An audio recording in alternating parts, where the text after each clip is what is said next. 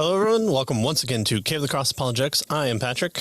And I'm Tony. And we're kind of heading towards the end of our book. This might seem quicker if you've joined us for the last book, where we were discussing all the problems of evil. And so that was, like 19 chapters. And so this one's just, a paltry 12. And it's it's not in a hardcover book. And we're not sweating to a chapter. So we're kind of in the midst now of kind of a transition point for Bahnsen's book, and of course it's Against All Oppositions by the Greg Bahnsen. And chapter 7 is then kind of the transition into looking at specific worldviews. And so we've kind of built up an understanding of what everyone has, including presuppositions and worldviews, and how people look at kind of the brute facts of the world and take them in and allow for them. And we asked the question, what is philosophy, last time? And so we've kind of established kind of two ways to critique other worldviews, and that's to do kind of an internal critique and an external. The external tends to be the simpler one because that's really kind of you saying, no, here's the real answer. But one of the positive things for an internal critique is that you grant the other person everything that they're saying, and then you see what the problems are with their worldview. If they're consistent, if what they're saying follows from their preceding claims. And so you're really giving the other side the kind of the breathing room to say, okay, let's grant you everything that you possibly say. Are there any issues with it? And so that's one of the positive aspects of doing the internal critique, is that you're not doing the I kind of call it the Bugs Bunny Daffy Duck, the rabbit season, no duck season, and then you switch, and that's when Elmer Fudd shoots you in the face, and you're like, well, what was the whole point of that? And it's like, yes, exactly. And so here in chapter 7, Bahnsen says that he's going to start listing kind of these different types of worldview, and he kind of categorizes them in the best of his ability. And again, we have to remember who his audience is. It's kind of written for kind of advanced high school, college students that he's originally talking to. And so we're gleaning from that fact. And so he says that he's not going to pretend that he'll mention every school of philosophy and that everything's kind of weaned down into the nitty gritty of all the details. This is kind of a good general overview of what he's offering here. He says that he'll give kind of the basic types of worldview and the primary options in your philosophy of life. So he says, keep in mind that you do not have to know all the particulars of a worldview. And that's one of also the nice things about presuppositionalism is you don't have to know everything. You don't have to have all these facts memorized that you're able to kind of say, okay, what do you get? And then you can, it's what we learned in tactics. We can say, what do you mean by that? And so that helps flow the conversation.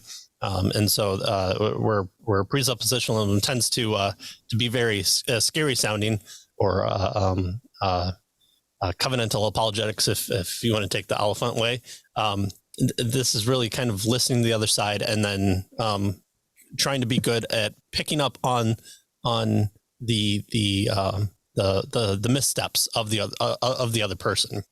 Right. And so what he's saying here is if you have a good grasp, or at least some grasp, of all of these various worldviews, then you can pretty much categorize where people are coming from. And once you can do that, now you know the general problems with that particular approach, that particular worldview. Right. So then he says, he'll go through the various ways of looking at the world and doing an internal critique of them, so that you have the basic problems and questions down, and you can be equipped to kind of take on all comers of what you're dealing with. And so that's what he does here. I would refer also to the back of each chapter. He does a really good job, or the book does a good job of kind of defining these terms. And so this chapter especially, you'll get to it. It's like, okay, what is Stoicism again? And so the back of the book offers that. And also there's the discussion questions to kind of motivate you, especially if you're doing this in a group setting, or if you're kind of wanting to quiz yourself to make sure that you're understanding everything. Those are there as well. So I want to refer to the back of the chapter as well. Yeah, good. Okay, well, let's excuse me, let's kind of jump into our worldview. He says it's a list and a map of worldviews here that he wants to share with us. So he jumps right in here. He starts with what he calls spiritual monism and dualism. Right. So spiritual monism, he tells us, says that reality is made up of only one kind of thing. All is one, and the one kind of thing that everything consists of is spiritual in character. It's not physical, it's not material, it's spiritual. And so what he says we perceive as the physical world is something really of an illusion, right?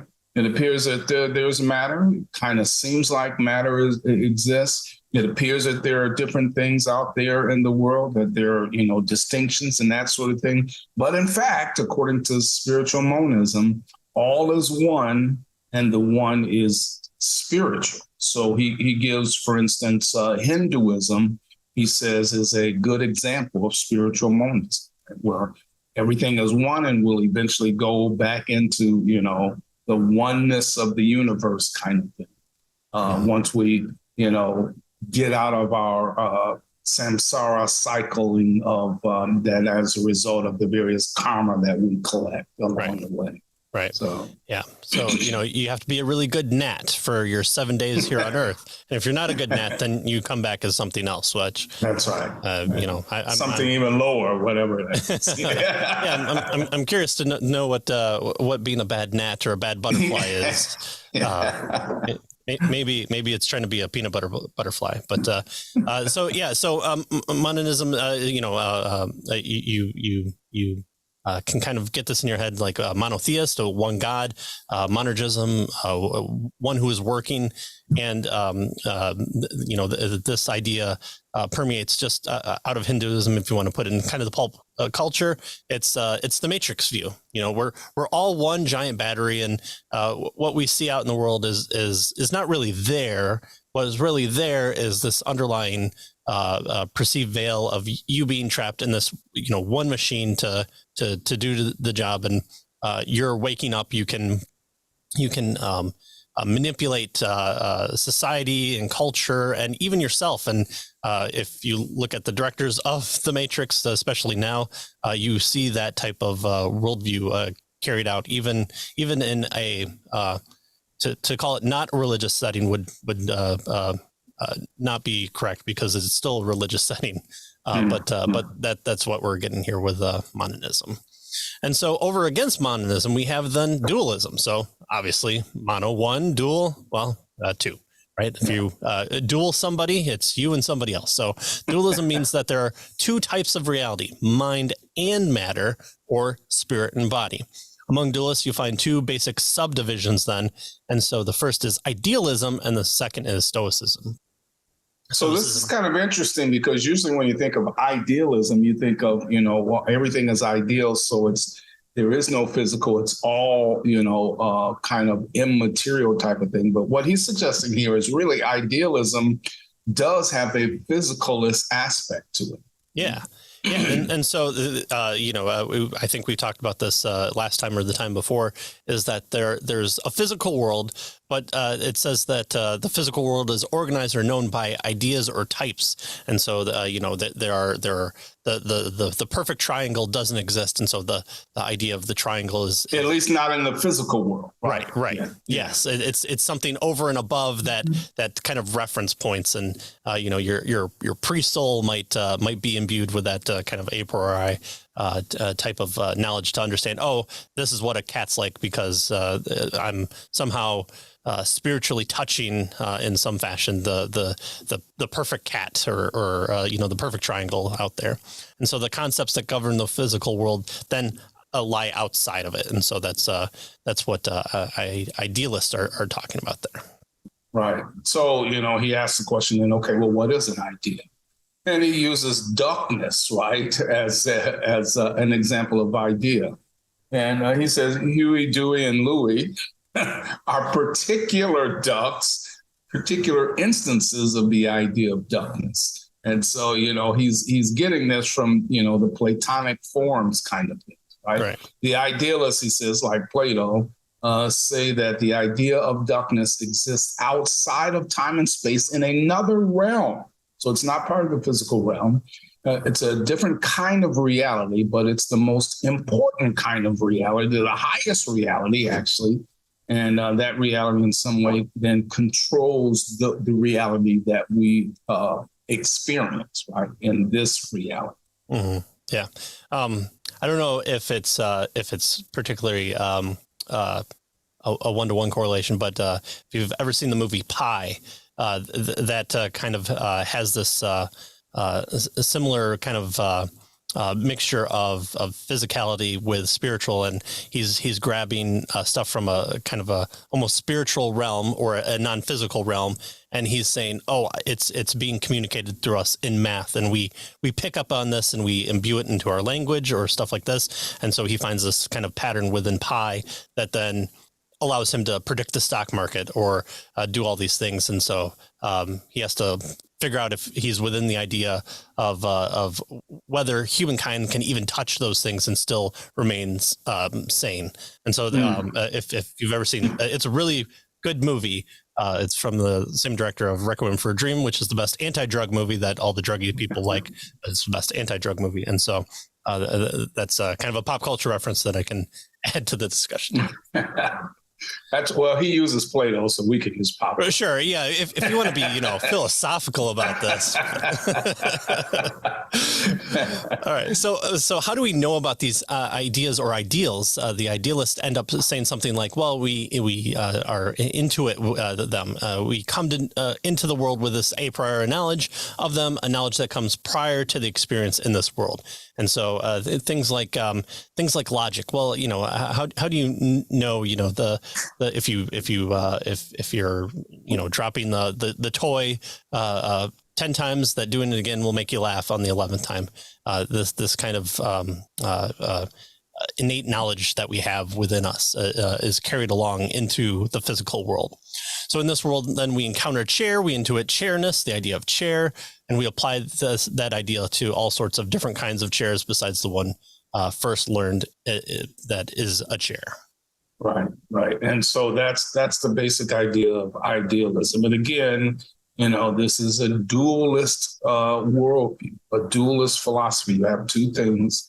The superior one is the world of ideas, but it also affects the physical world, right? And so it allows us to determine what objects are in the physical world, because we have our intuitions that we gain somehow, right? Perhaps before we're born or whatever. We can ask the question, how many triangles dance on the head of a pin? And that's okay. Yeah. All right. So that's idealism. The other kind here is what he calls Stoicism. He says this is another form of dualism.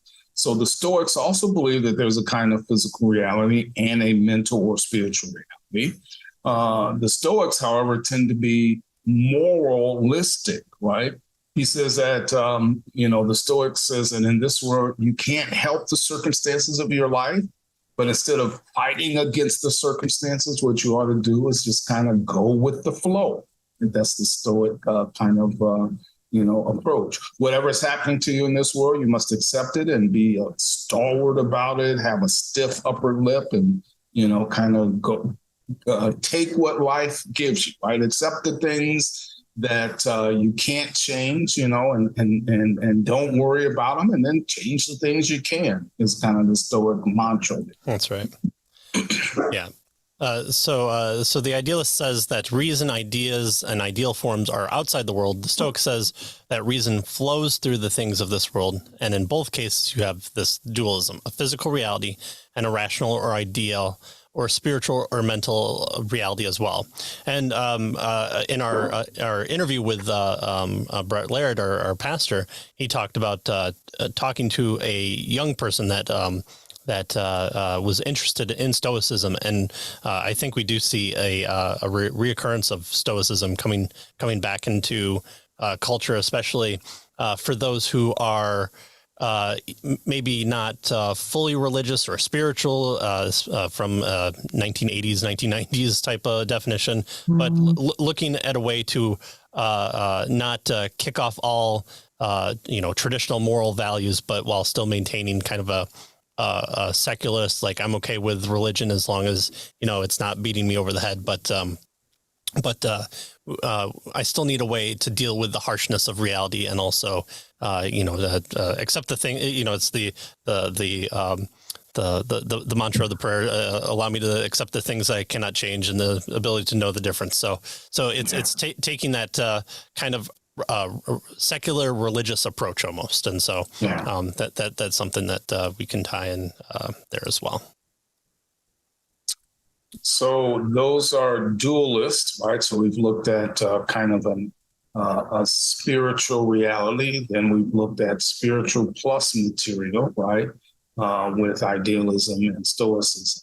And now what he does is he moves to just physical reality, right? So we have spiritual, right? We have dual. So the spiritual reality is monism. Dualism is two, both spiritual and physical. And then that really leaves the other side, which is only physical, right? And he calls this materialistic atomism. And so this is a third kind of worldview.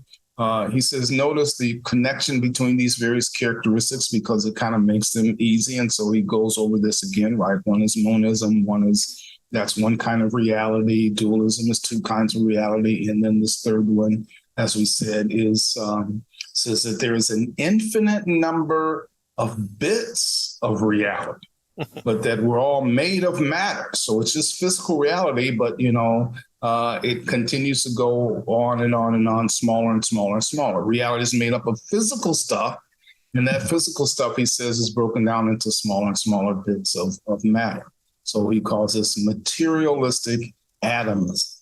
So this view that comes closest to the common outlook of our current culture today, and it's also interesting seeing what's being written here is also in our present, having this lecture series being given in the book. So probably not to the more fuller extent, the more mature.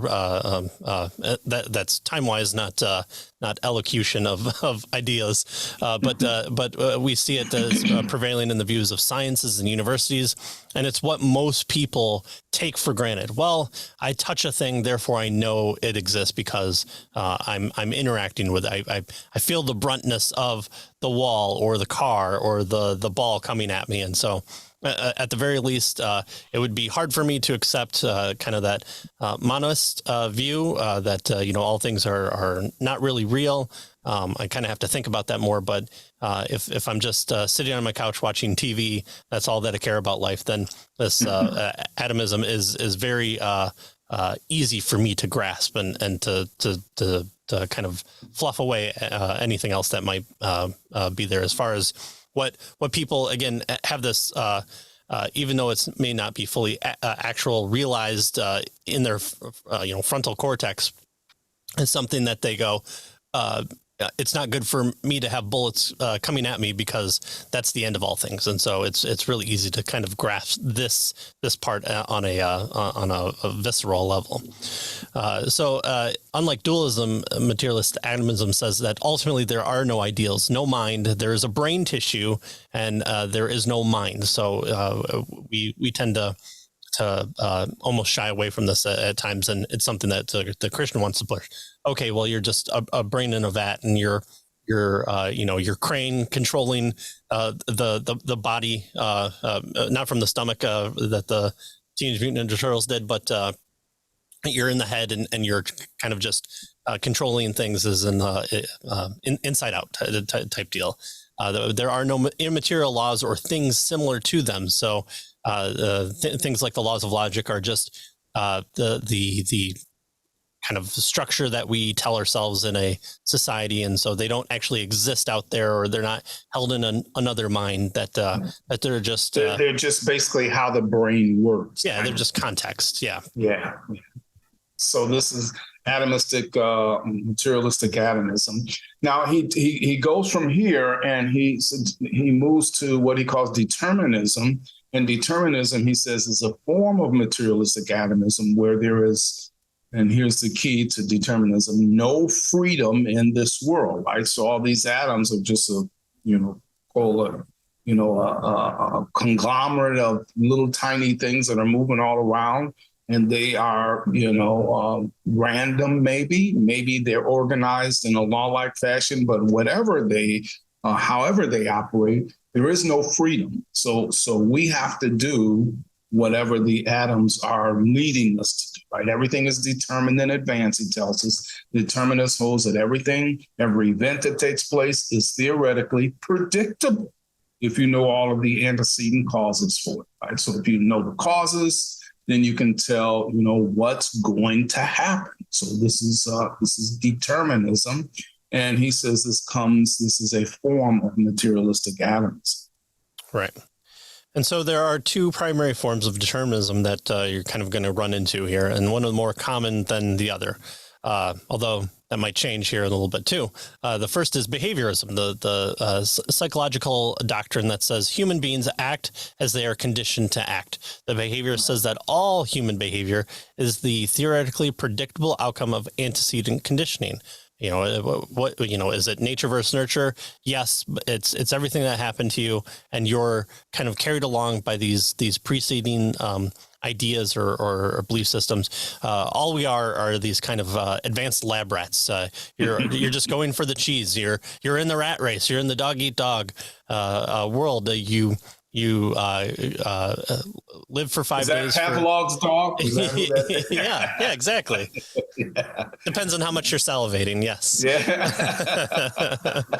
But you're working for 5 days to have your 2 at the end, and then you do it all over again for those 2. And so you're conditioning yourself. Society's conditioning you. You've learned it from your parents. You might go on vacation and be able to break free of the 2 day. You might get yourself 5, but you have to go back to it because that's what you're really good at. You're conditioned in your home and by your society. You're given that condition. Your behavior is theoretically predictable.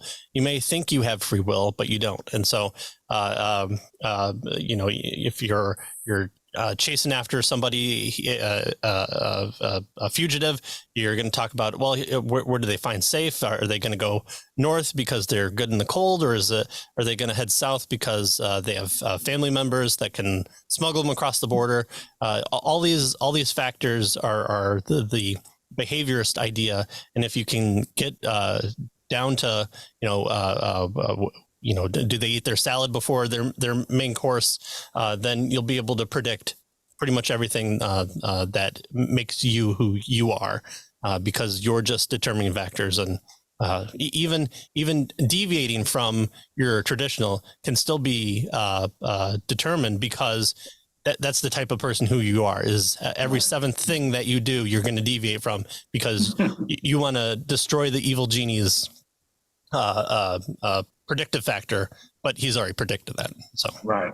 Yeah. Wow. Yeah. All right. So that's one form of determinism, behavioralism. And notice behavioralism focuses on individuals, right? On the individual.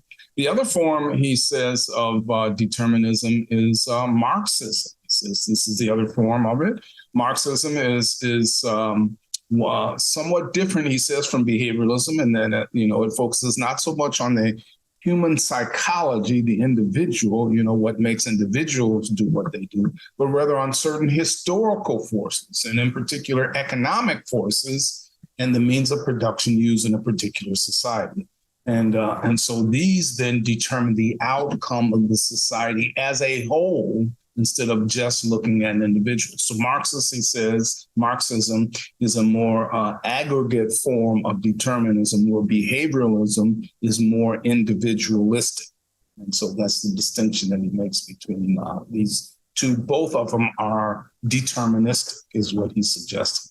Right. And Marxism has to be this because, and maybe it's from Marx's original economic viewpoint, but even from there, you have class conflict is the predictor of crime, and so you have 2 types of societies within, or two types of classes of people within a society, and one's always going to be able to call the other one, the bad one, and so that's where the struggle comes in, and so it's trying to have an idealistic society where there are no classes, because class is what puts these equity barriers in the way, and so you need this egalitarianism to rule up. And so, the next step from agrarian to on the road to Marxism, true Marxism, is capitalism, but it ultimately has to be defeated, so that way we have no idea of what classes are in economics, or in society, or in how we think, or even when it comes to things like bad people that are viewed as criminals. So Marxism is this kind of more complete worldview than just what we kind of think about when someone claims for Marxism here. So I think here is a good place to kind of pause, and we'll pick back up next week with the rest of our materialistic atomism, and then we'll head into a few other areas where then we can start to identify what Bahnsen says here is identifying arbitrariness. And so that's what we'll pick back up next week.